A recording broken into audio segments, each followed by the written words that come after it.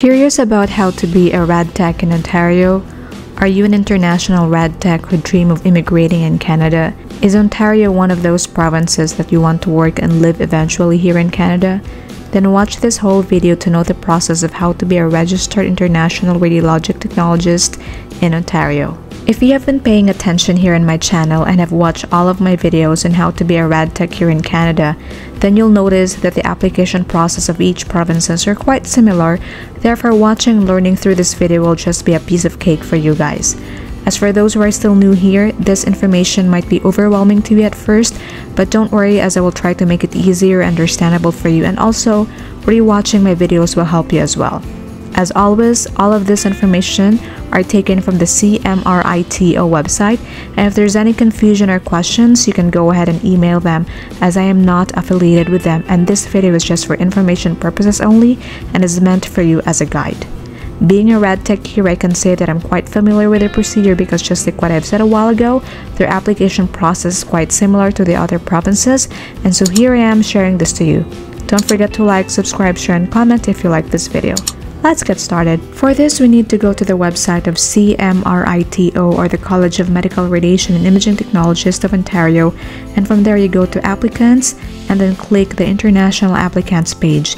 In their website, they clearly mention that this part right here is for those individuals who have successfully completed an educational program in one or more of the specialties of medical radiation and imaging technology and or practice the profession outside of Canada.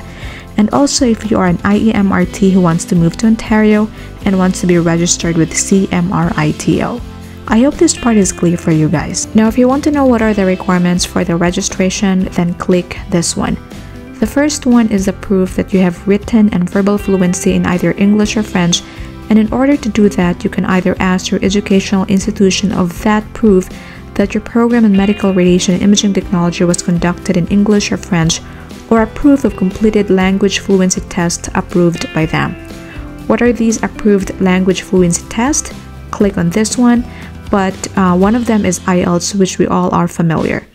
The second one is you must be a Canadian citizen or a permanent resident of Canada or authorized under the IRCC to engage in the practice of the profession, and I think this is one of the hardest part that any international Rad-Tech can achieve, especially that every year IRCC updates its rules when it comes to immigration policies, so I will leave this one up to you to figure out. The third basic requirement is a successful completion of a jurisprudence course approved by, again, the CMRITO.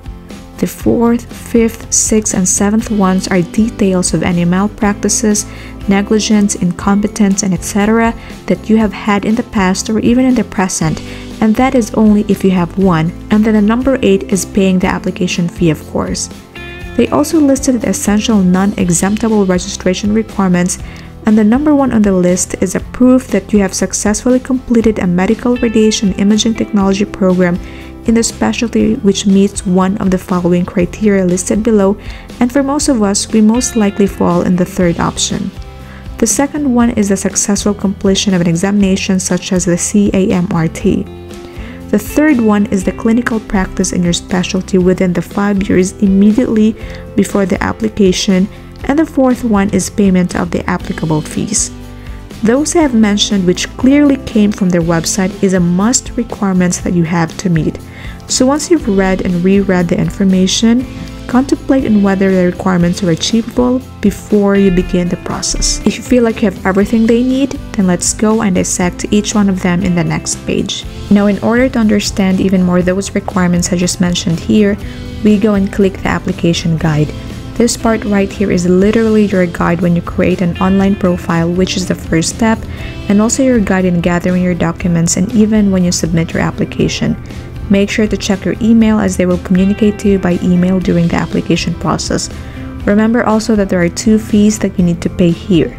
The first one is the application fee, and once you have submitted all the required documents, they will notify you to pay the second one, which is for the evaluation fee. As for the timelines of your application, read this part right here so you know what are the next steps once they have started your application already. Once the registration approves your application, expect to have 5 years from the last or most recent date of your employment as an MRIT to complete all the needed requirements to become registered. To summarize the process, read the steps from 1 to 11 and do not skip any steps, otherwise you might submit an incomplete or wrong documents. Take note that CMRITO cannot start the review process if the application is incomplete. That's why if you do not have all your documents yet and you have started already, just begin the process and return to it at a later time. There are documents though that you can send later in the process, such as your language fluency, residency, and successful completion of your CAMRT. Okay, so you might have some questions on the required documents, and I'm going to summarize it for you because this guide is quite long. The gist here is you might be required to submit notarized or original documents to the CMRITO for authentication and validation, and if your documents are not English or French, you must include an official translation to it.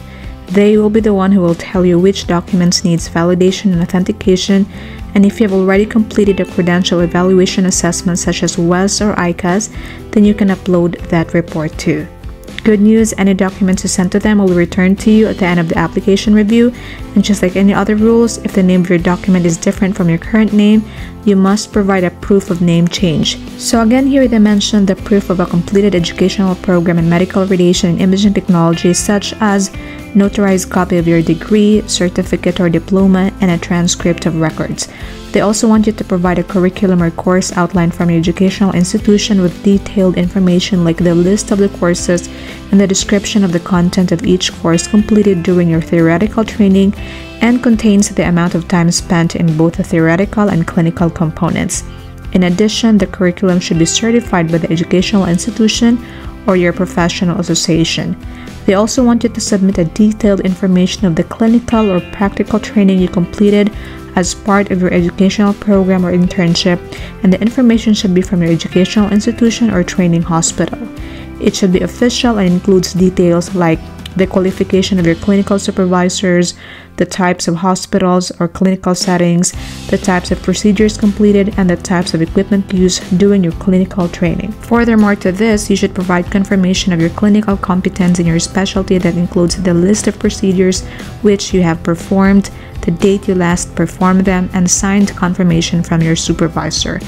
Once this is done, you should also provide a letter from your present or previous employer confirming your employment in medical radiation and imaging technology within the last 5 years, including the date of your last day of your employment as a Rad-Tech in your specialty. Provide also a completed certificate respecting clinical practice in your specialty, signed by your clinical supervisor to attest your competence, a proof of language fluency in English or French, or proof that your training was completed in English or French, a copy of your certificate showing that you are a Rad-Tech or otherwise licensed in your country, and a copy of your proof of Canadian citizenship, landed immigrant papers, permanent resident card, or employment authorization, or appropriate documentation. Now, for this not to be confusing to you, they provide a document checklist here to make sure you got all the documents on hand.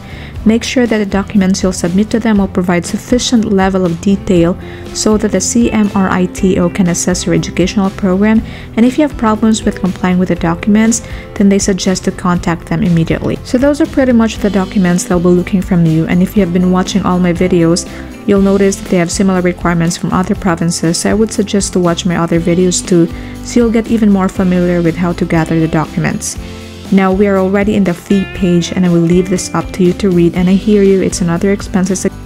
And why is it expensive? Well, there's nothing we can do about it really. It is what it is. That's why what other people do is explore other provinces because they have cheaper fees. This guide also helps you with how to fill out and navigate the member and applicant portal, so I'm not going to dig deep into this too because they are very self-explanatory based on this information. Plus, I've never really tried its portal. You just make sure though that you use a computer instead of your phone. My suggestion is have this part printed or open in another browser when you're ready to fill out this form. Also, read the bottom part of this page because it has a detailed explanation of each document, like the one for proof of name, date of birth, or citizenship, detailed explanation of language fluency, education in your profession, CAMRT certificate if you have one already, currency of practice, competency of practice, how to take the jurisprudence course, and many more. So don't miss out on those things. In the review of summary page, they mentioned that the next step in the online application process is to review all the information in your application to check that it is accurate and that your application is complete, and that you may wish to take this opportunity to print this page to have a paper record of the information you have provided. Once you have submitted and paid the fee for your application for registration, you cannot change the information, but you can, however, access your completed application in the application section of your CMRITO profile to review your application. If you have any additional documentation you want to provide at a later time and you have already paid and submitted your application, you must email them to have the information added to your application. In summary for this registration, first is you need to read the basic requirements for the registration, then read the application guide to know the details about the documents, then start your CMRITO application portal, and in there you complete the jurisprudence course, upload the needed documents, complete the CMRITO application form, pay the fees, and submit the application.